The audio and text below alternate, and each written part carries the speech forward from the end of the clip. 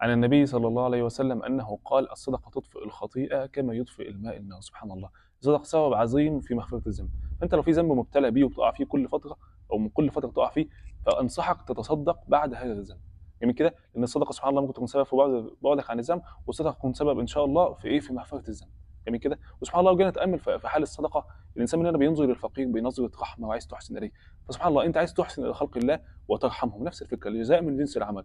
الله لله المثل الأعلى، الله يحسن الينا ويرحمنا، بان هو ايه؟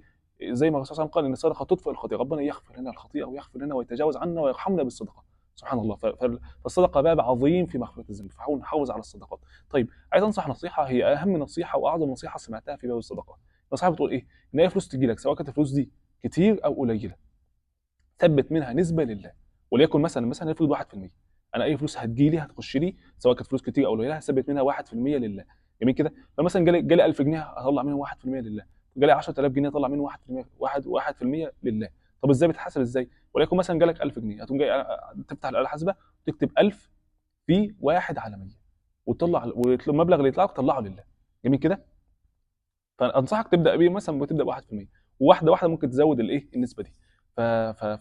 نحاول نحافظ على الصدقه، هي سبب في مغفره للذنب.